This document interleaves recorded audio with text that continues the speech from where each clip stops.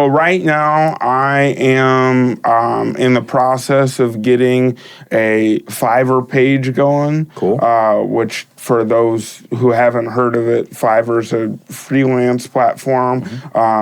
They do freelance of all different kinds of things that you could think of. If you're looking for anything and everything, you can, in the media space, you can pretty much find somebody that's going to do it on Fiverr. Yeah. But my Fiverr page specifically is going to be, I'm going to be offering services for people who need podcast edited. Cool. Because I said to myself, there's a million podcasts out there on anything and everything that you can think of, and there's people that are just wanting to get started. Hey everybody, this is Tony. And this is Paul, and we're coming at you from the Friends for Life podcast, where we discuss the ongoing lives and issues of people with developmental disabilities to spark positive change in the field. And we have a lot of fun doing it. Making sure that individuals are reaching the goals they have set for themselves. That's one of the many goals of Assured Health Services. If you're looking for a residential care provider or searching for ADS services, Assured Health is your go-to place. Assured Health, helping others succeed. Learn more at assuredhealthohio.com or call 419-442-8066. All right, everybody, welcome back to the Friends for Life podcast. Thanks for tuning back in. Today, we are joined by our new friend, Conor. Conor, what's up, man? What's up? Thanks for having me. Dude, we're excited to talk to you. So, first things first, I heard you went to a little school called St. John's. Is that true? I did. Well, I went to St. Francis. This is about to be awkward. I was about to say, that's rivalry going on. Yeah. Actually, my mom works at St. John's, so that's even more weird, isn't it? Yeah. So you graduated from St. John's. Yes. What was your experience like there, man? That's a good school. I enjoyed it for the most part. It was very. We started to bond as brothers. As you know, it's an all guys, Catholic private school. Yes, so sir. I really made a lot of deep connections and friendships through that. And, some of those friends that I made in high school, went on to the same college that I went to, and we, became closer there. But all in all, it was a great experience. Yeah. Awesome. What year did you graduate? I graduated in 2018. Okay. Well, at least you got to do some stuff before that C word ended up coming up. Before that came up, I got to do some stuff. So, yeah. That's what's up. So you went on to college, went to BG. You Yes, having a good time there? Oh yeah, BG was a great time. I was a communications major there. Awesome. Took basic communication classes and whatnot.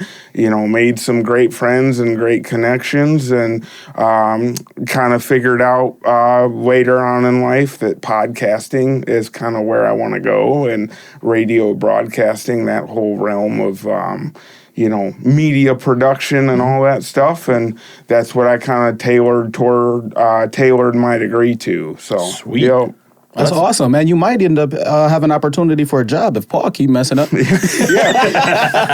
get him out. Get me in here. Hey, my man. I think that'll be better for everyone, honestly, at this point in the game. So what made you want to go into communications? Have you always been interested in radio and audio? Yeah, so I've just kind of been interested I enjoy just talking to people and having genuine conversations and kind of figuring out what makes people tick and what makes people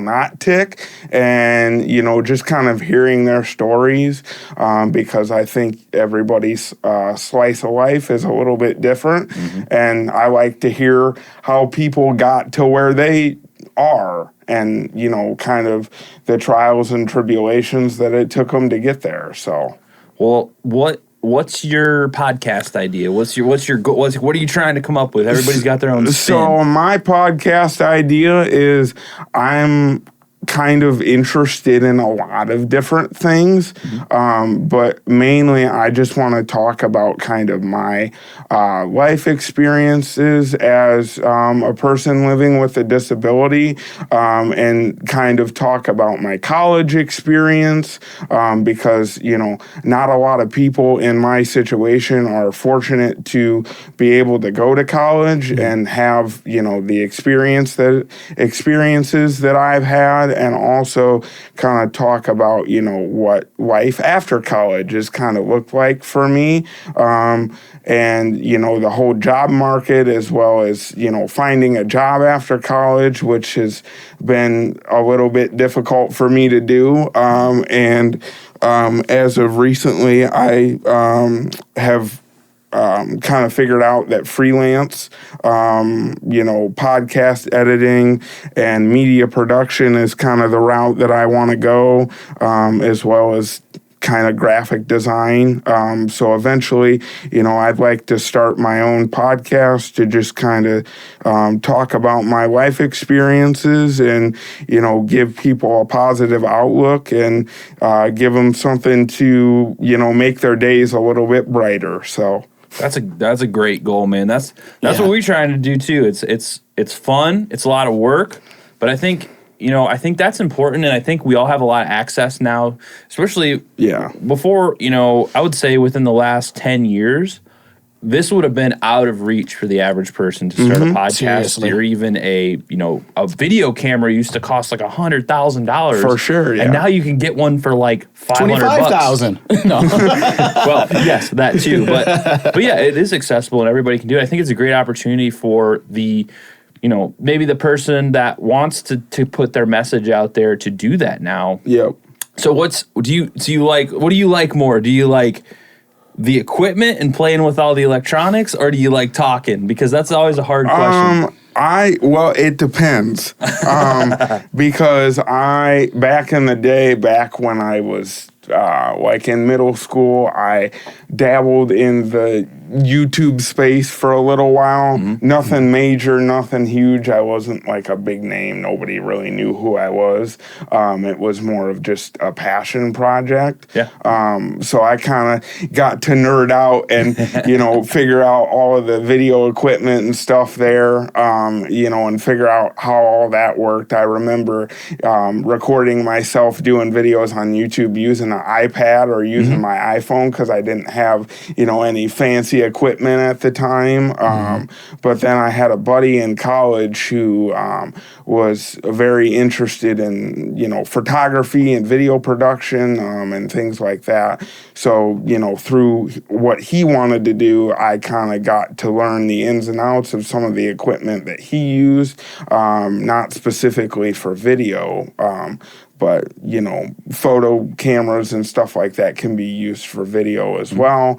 But I did my own podcast for the board of DD a couple summers back, and I really just enjoyed having conversations with people. So I would say more or less I enjoy the talking aspect of it because anybody that knows me really well, if they know me really well, they'll say, I'll talk your ear off. I'll talk to you for 2 hours about everything and anything that pops into my head, because that's just me. So sounds like you have a great podcast career ahead of you. Exactly. Yeah. Now, I was looking up, BG is not only just an awesome school in Ohio, nationwide. Like, it's ranked like 263rd out of 443 nationally ranked colleges. Oh, yeah. We're very high ranked, yeah. So, like, the campus life. Did you get to be involved in the campus life the same way and try to have those experiences? Oh, yeah. I mean, BG and their accessibility department, did a great job at, making sure that I was involved in everything that I, wanted to be involved in. I was involved in the campus radio station for quite a while. So I'm a big music nerd. And I like to, stay up to date on new music and things. So at the time, they had a position open for someone to, review different music that was being passed on to the station, Gotcha. before it was put out on the airwaves to the public. And I was that guy who would review the music before they, put it out to the public. And I just, typed up a little review about, what I liked about it, what I didn't, and sent it to the radio station. And then they use that, to kind of share the music on their social media after it went out, to kind of give people a taste of what they're getting themselves into. So, Yeah. What's your favorite genre of music? My music taste is all over the place. I like that. All over the place. I will go from country to hip hop to heavy metal to like old school rap, just everywhere, all over the place. I love to hear that, because that shows that you are not a rock. Because people who only listen to one form of music, it is so weird to me. No offense to anybody. I got a good question for you. We're gonna play a guessing game. Between Tony and me, let's start with Tony first. What kind of music do you think is Tony's favorite? And then what kind of music do you think is my favorite? I'm not even sure if I know the answer to this, but I know what I listen to regularly. Let's say, what music do you think we kind of listen to regularly? We'll say that. I mean, I would say for Tony, probably hip hop or jazz. You're right with the jazz. And then you probably country or like old school rock and roll. Dude, you're good. He's a savant with I it. listen to country a lot, but my second favorite's heavy metal. Okay. I'm a heavy metal guy too. Yeah, so. I've been playing heavy metal since I was a little kid. Mm-hmm. So yeah, you nailed it. I do listen to country though. I love smooth jazz and like classical, because it really helps calm me down. My brain is always moving. For sure. I still love hip hop. This newer generation of it is. I don't know. Yeah. Bubbity, kill him, die. That's how you know you're getting old, when you start saying stuff like that. Yeah. I'm officially old geezer. Yeah, but yeah, it's weird because you get in Tony's car and he's like listening to spa jazz, and I'm like, yep. Dude, we travel a lot with the podcast, so I'm just like, I can't listen to spa jazz for 4 hours. Yeah, he's knocked out. Like my parents, when I lived at home, they would always come in my room and just look at me, and they would ask, what are you listening to? Like, how did you find this on like the different Spotify playlists and whatnot? And I'm like, I don't know. It just came up, and I thought it sounded good. So, well, since you're the only guest we've ever had on that likes heavy metal, as far as I know, what's some bands that you really like? We'll see what we got in common there. So I'm Motionless in White's a big one. Got Beartooth. Okay. These all just sounds like things that you do, or that you can find in the woods. Like, I think y'all playing with me. These are not real.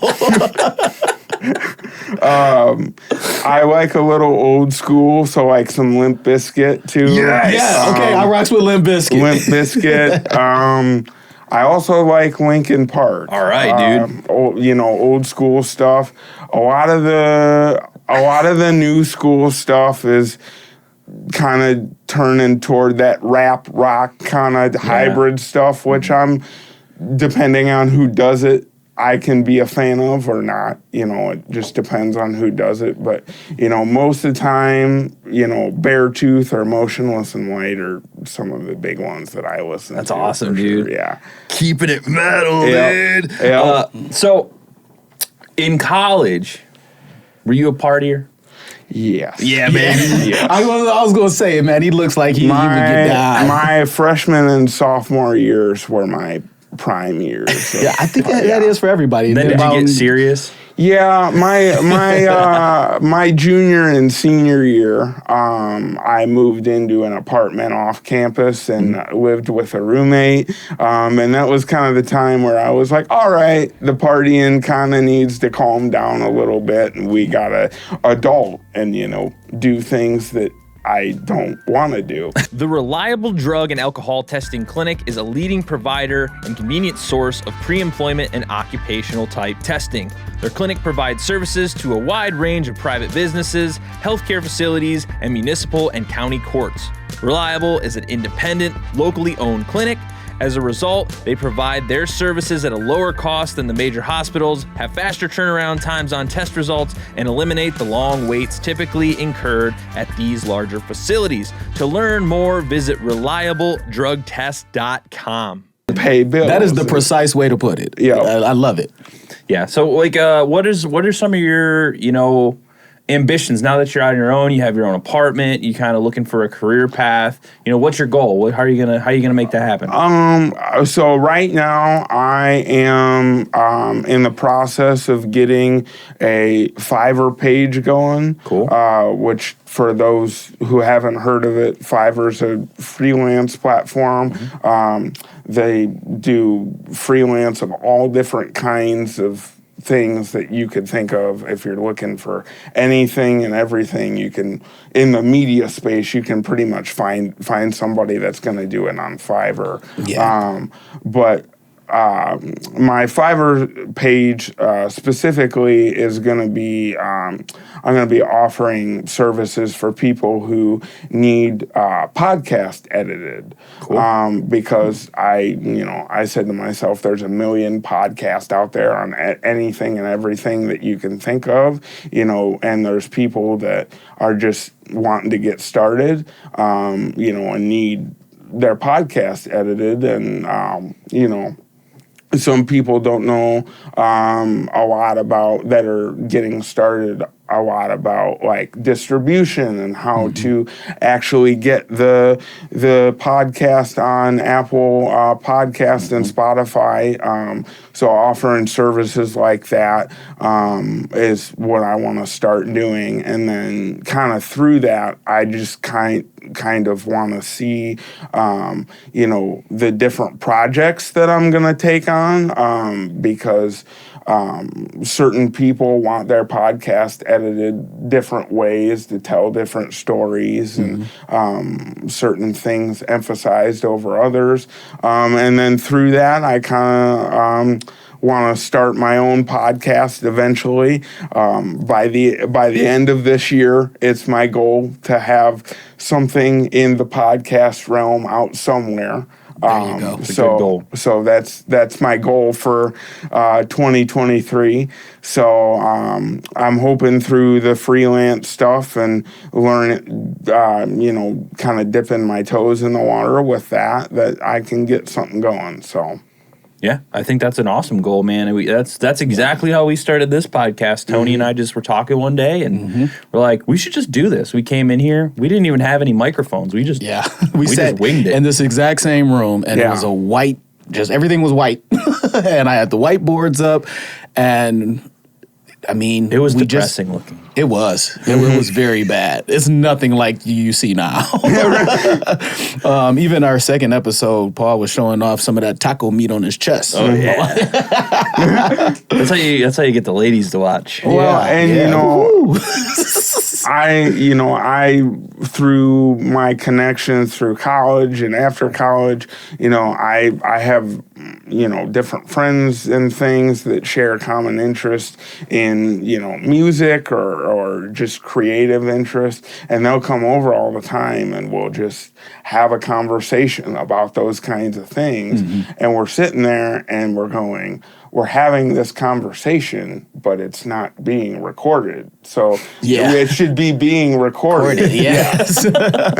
So that's kind of my goal with it, and just to kind of more or less share my life experiences as someone who is living with a disability and has lived with it for 23 years.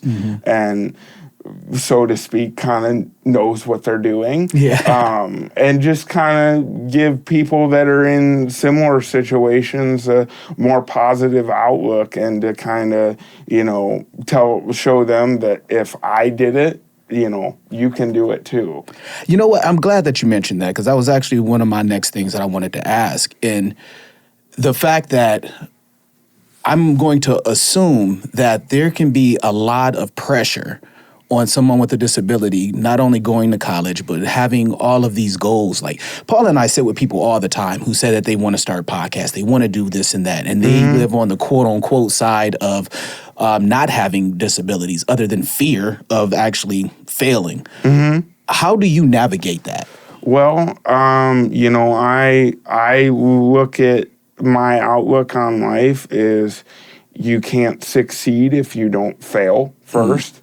So, sometimes having those hard experiences and having those experiences where you did something and it didn't come out how you wanted it to, or just something didn't go right, sometimes those are the best experiences to learn from, because they teach you in the long run that let's not do that next time. And let's kind of, pick ourselves back up. So I think that failure is a huge part of being successful. And definitely, I wouldn't be where I'm at today if everything went right first go around. So that is a perfect way to put it. I had a conversation with somebody a few weeks ago, somebody who was very close to me, and they got upset because I said that they were scared about something. I was like, look, I understand that you're scared. What do you mean I'm scared? Man, you tell I'm scared? I'm like, it's okay. Like, everybody can go through steps in life and have a little fear or be scared to accomplish something. But it's when you are using that as a crutch to not complete a goal or a task. Right. So to hear you say these kind of things, how scared are you to go on to this next venture? I'm scared out of my mind. Because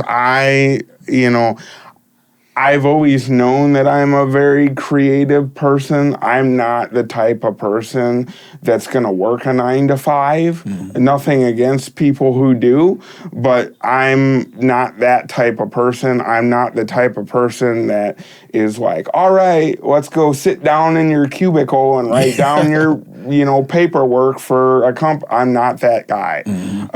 I've always been the type of person that's been very vocal and outspoken, is never afraid to put myself out there. And I think part of the way to conquer that fear is just to kind of do it. And if you're scared, like you mentioned earlier, your first 2 podcasts that you did, look nothing like it does now. So I think, being scared that first go around, first 3, 4, 5 go arounds, that's okay. Yeah. The reason why you're scared is because you're going to learn something from it. And at the end of the day, when you get to episode number 20 or 30, it's going to be an old hat, and you don't, you're like, I've done this before. So I think for me, I just need to jump into it and just do it and see where it goes. An analogy that I give to people a lot too when they try and start something, because with podcasting it's a little different, because it's not like a radio show where you kind of already have an audience built in through a network or something. Right. You're starting on your own. It's all you. And it's really intimidating to sit in front of a camera a lot of times by yourself and talk to the world. You have no idea who's going to listen to it or receive it. But the analogy that I tell to people all the time is you're standing at the edge of a cliff and you're nervous because it's far down, but there's water down there. And the scariest part is the first step off that cliff. You know you're going to land in the water and be okay. Yeah. But taking that first leap, that's where the fear is. And once you're off the cliff, it's game on, baby. You Yep. did the hard part, and Yep. now it's just swimming. Now you're Yep. just in the water, and you're just swimming, which you know how to do. You're comfortable swimming. It's just floating on water from there. Once you get that scariest part's the first step, just doing it, jumping, and going. Once you do that, everything else is gravy. And, I think a lot of people, especially if you're starting a podcast where it's just you and you don't really have, any guest or another person to kind of co-host it with you, is like, okay, what if I run out of things to talk about? Like, what if I, hit my goal for what I want to talk about for this episode, and then I run out of things to talk about, and that's okay. If your first podcast is only 20 minutes long because you talked about what you want to talk about in 20 minutes or 15 minutes, that's fine. Yeah. Podcasts don't have to be 2 hours, 2.5 hours long to get the point across. But I think for me, podcasting is more of just a free-flowing conversation, and I think that's why I like it so much. Is it's not so much structured as I thought it was gonna be. Yep. It's you have a main topic or a main gist for an episode, but then once you kind of cover that, wherever that goes is where it goes. But we've done scripted podcasts before. They never go well. Yeah. They just don't flow right. It just doesn't have any kind of real emotion in it. So Right. I think you're right on board. I wanted to say, like the great philosopher Ice Cube said, if you're scared, go to church. But yeah. THS Remote Supports is clearly focused on improving independent living through dynamic and personalized services. Their systems have been carefully developed and perfected to ensure that everyone receives the best care through the least intrusive means possible. Located in Cincinnati, Ohio, they've spent over 20 years providing in-home supports to individuals with disabilities. If you or someone you know is looking for a remote service provider, go to thsrss.com or call 513-882-9088. But you're working through some stuff to try and you're trying to get a grant to maybe get some funding to start a podcast. That's Yep. a huge part of it. Uh-huh. So you applied. What are you going to do if you get this grant? What's your goal with that? So my goal is to walk people through the grant for the podcast, walk people through the self-employment process, for an individual with a disability. And it's going to kind of be a learning experience for me as well, because I personally never done that. So it's gonna kind of be like the listener is taking the journey with me as I'm figuring it out. So that's kind of the goal with the podcast, and then also to make some off of that. Kind of use those experiences and those stories that I learned from self-employment to make like a typed up, written guide, saying, okay, these are the steps that I took. If you take these steps, this is where it led me. You might take a little longer to get to that step, but these are kind of the steps and the pathways that I took to, get to where I want to be. And I think that's a great goal, because from everybody we've talked to throughout the years on this podcast, navigating the disability system here, they say it can be very frustrating and complicated. So like helping people, that's a great goal, because I bet there's a million people wondering how they can do the same thing. Yeah, for sure. And so do you find that to be true? Do you find it to be kind of a pain in the butt to navigate sometimes? Yeah. Speaking from experience, just the simple idea of me going to college and getting all of the things in place that I, needed, and all the services that I needed to go to college was difficult in itself. And not to mention how annoying it is to even try and get into college in the first place. And I was very adamant from the start, and I said, I'm going to college, and I'm not going to, I want to be far enough away from home where I can still experience campus life, and be able to do that, because, a lot of what college taught me was how to be independent and how to, live on my own. And I like to, make an analogy where, college is, or schooling is, okay, you're riding a bike and you have training wheels on it the whole time. And then college, somebody takes those training wheels off and goes, here you go, and figure it out. And, nobody is really there to hold your hand. Right. And, that's in life in general as well. That's what I've kind of found is once you get out of college, nobody's really there to hold your hand anymore. Yeah. That is the truth. And you just kind of got to figure it out. And there's going to be times where, like we were talking about earlier, you might go on a creative project and it might not turn out the way you thought the first time, and you get knocked down, but you pull yourself back up from that and you learn from those failures. So, dude, that's a great way to put it. Do you have a creative process that you go through? Because for me, constantly, I run a couple different podcasts and constantly trying to come up with topics and researching guests and looking through literature and stuff. It can be overwhelming for a lot of people, but my process evolves around, which I was actually talking to Tony about this before you came in today. It's like a lot of getting up, doing like some reading, doing some researching, doing some writing about topics and stuff.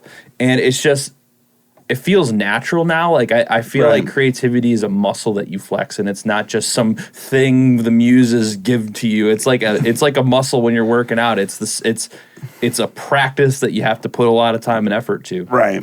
My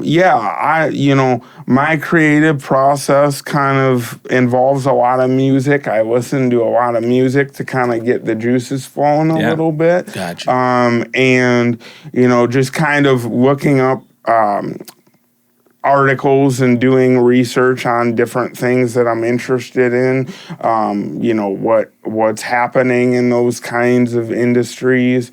So like, for example, I'm very, very interested in the technology industry, not just with accessible technology, which is super, super important, but just the technology sector in general, and how, companies nowadays are making more accessible products. And, my whole goal eventually, part of what I want to do with the podcast is,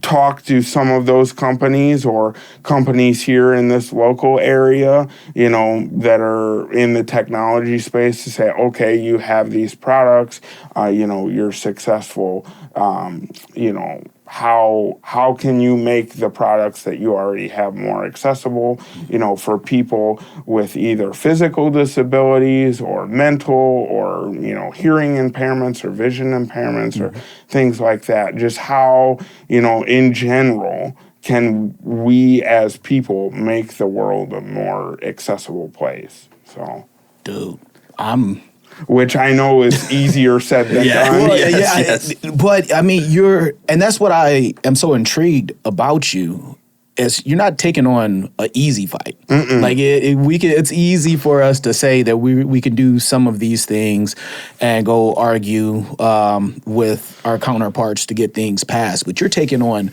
the tougher sides of things. Yeah. And even speaking of the technology, especially with assistive technology and stuff, there are so many families that are just like petrified to do it. And I've seen it as a great motivator in a lot of people's independence, safety, relinquishing of that scarcity that parents have, or guardians or loved ones who are there in the person's life so much that they can actually get a break. They don't have to have that constant mental anguish. Like, okay, how is this going? Well, blah, blah, blah, blah, blah. So I think that is an amazing undertaking that you're putting on yourself. Yeah, and that was a worry for my parents as well. When I first started living on my own, is this technology that he has, is it reliable? Is he going to be safe? So everything that parents worry about when it comes to worrying about their kids. But, I like to say my relationship with technology is that technology is a blessing and a curse. Yeah. I've had instances where technology's really helped me in my life. For example, I use, technology every single day of my life. I have my whole entire apartment is connected through a smart home system. Sweet. So I don't have to, physically turn on lights or things like that, or, turn my coffee maker on in the morning. But, I think the technology area, especially for accessible tech, can go a lot further. And I think once people, it's going to take some time, but once people kind of get there, we're going to have a completely whole new world of assistive technology that is going to make, not only, for people like me, but just people in general, their lives easier. And I think to start, we need to have people need to have more access to accessible technology, and just having more access to, accessible areas in general. But I think technology has to do with a lot of that. So. Yeah. If you live in the Toledo area and you'd like to come work with us here at Friends for Life Residential Care, then head over to our website, friendsforliferc.com, and fill out our employment form. We'd love to see you on our team. We also have ads on Facebook. Check it out there as well. We'd love to work with you. Absolutely. Well, I think we've had a pretty good conversation, Tony, but what do you think about playing a little game show? I think it's the perfect time for rapid fire. All right. Any and everybody knows who listens to the podcast that we have a game show called Rapid Fire. Rapid Fire, I ask you 3 questions in a would you rather scenario. The quicker you answer them, the better. It is supposed to be for the show, but I've been getting really lost in the answers, and I like to have fun with it. So are you ready, Connor? I am. All right. First question. Would you rather get trapped in the middle of a food fight or in the middle of a water balloon fight? I would say food fight. Food fight, okay. Just because I'm a foodie. Yeah. Just because I'm a foodie. Yeah, see, if I did, I would do the water balloon, but I wouldn't wear a white shirt. Well, what's your favorite restaurant around here? Ooh, that depends on what I'm in the mood for. Yeah, nice. Chicken wings. Ooh. Twin Peaks. I don't know if you've been there. Oh, baby. They have. This might get a little R-rated of a podcast over here. Gee. Mature. I like it. Twin Peaks has some pretty good chicken. All right. So. Nice. Would you rather hunt and butcher your own meat or never eat meat again? I would rather hunt and butcher my own meat. Yeah. Yes. Yeah, that's a pause alley. Yep. Like, you guys can go together and then I'll cook it. How about that? Connor and I are going hunting. You can stay here and do whatever you want, Connor. Okay, last one. Would you rather have a third nipple or an extra toe? I would rather have an extra toe. Yeah, I think it would be funner. Yeah, like you can show extra it off. toe, like webbed feet, like a frog. Yeah, I love it. Well, Connor, man, I think what you're doing is awesome. And Yes. if you ever need any help, tips, whatever, which it doesn't sound like you do with podcasts, dude, let us know. This is All what right. we do. We love it, and we're thanks for here for coming you, on our bro. show. Thanks for having me. Anything you want to let people know before we kind of wrap up here? Any advice, any tips, any life advice? Just, if you're wanting to take on a situation and you're a little bit hesitant about maybe doing it, don't listen to the little voices in your head that are telling you not to do it. Just do it and see where it goes. And it might not, it might not work out first try, but when you have those failures, come back at it with a clear head and do some reflection, and hopefully you can master your craft and make some success out of it.